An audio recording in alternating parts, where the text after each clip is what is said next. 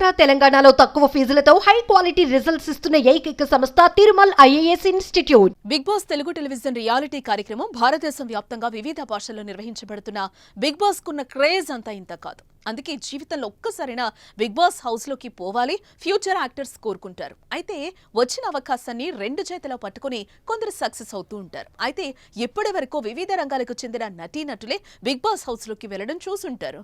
అయితే అక్కడ మాత్రం బిగ్ బాస్ హౌస్ లోకి అనుకోని ఓ అతిథి వచ్చింది.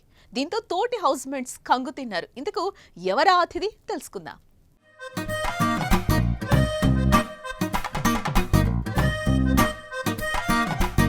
బిగ్ బాస్ తెలుగు సీజన్ రసవత్రంగా సాగుతోంది. నిన్నటి ఎపిసోడ్ లో మరికొందరు వైల్డ్ కార్డ్ కంటెస్టెంట్స్ హౌస్ లోకి అడుగుపెట్టారు. దీంతో హౌస్ మరింత కలకల్లాడుతోంది. ఇక వారం క్రితమే బిగ్ బాస్ కన్నడ సీజన్ 11 కూడా మొదలైపోయింది.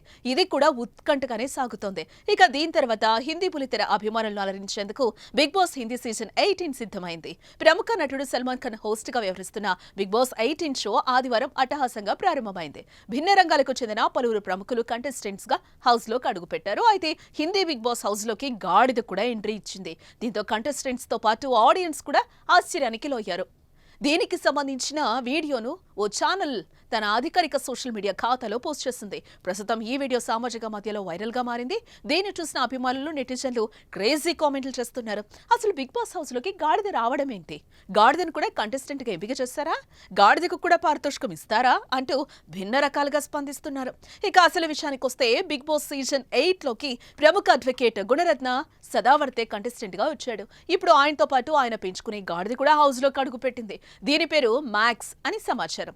మొత్తానికైతే గుణరత్న సదావర్తతో పాటు ఈ గాడిద కూడా బిగ్ బాస్ హౌస్ లో ఉండనుందని వార్తలు వినిపిస్తున్నాయి.